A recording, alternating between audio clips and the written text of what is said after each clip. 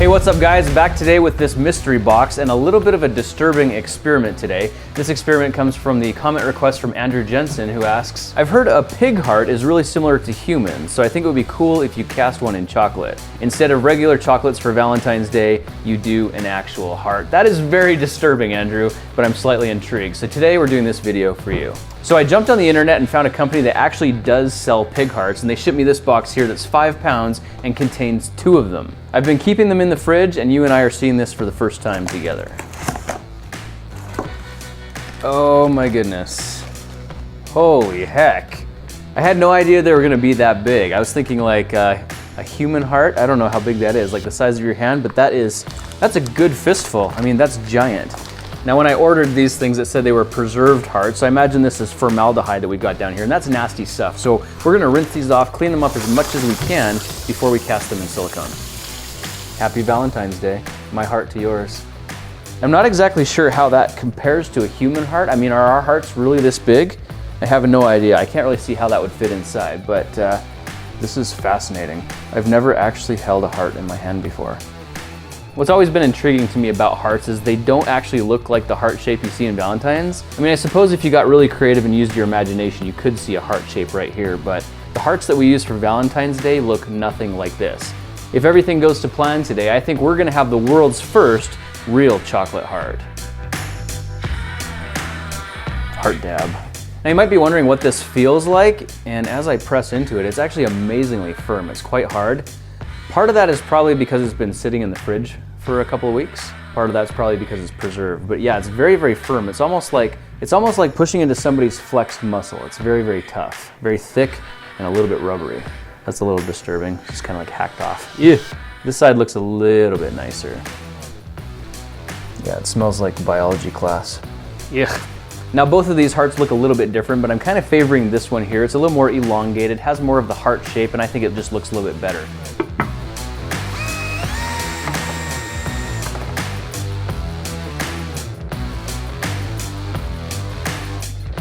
Okay, update guys, our heart is secured in the box. I used one 3-inch screw from the backside to hold the heart in place, and that's so that when we pour the silicone, the heart won't float up. That should hold it securely down at the bottom. And just for good measure, let's put 1 strand of duct tape along the gaps and cracks of this box so the silicone doesn't leak out.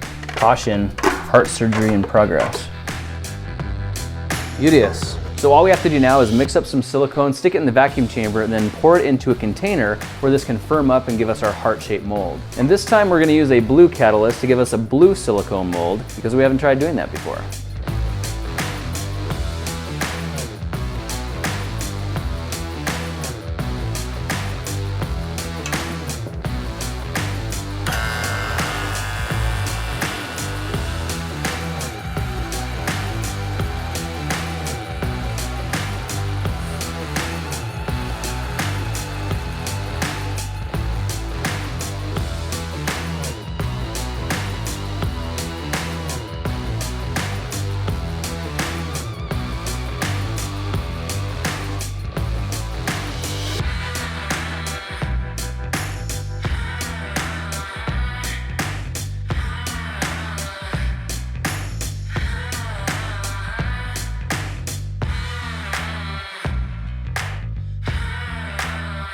There we go guys, our silicone is completely degassed. All we have to do now is let the air back in and we can transfer it to our mold.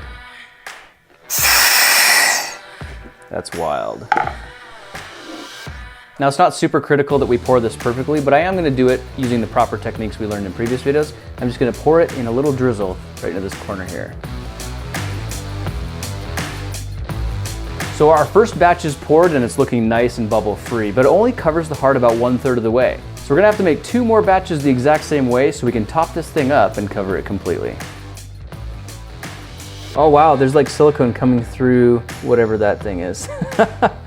Okay, we've just finished our last batch of silicone, and we only have maybe a 1/4 inch left that we need to go up on this mold. So I think we're gonna get this thing done.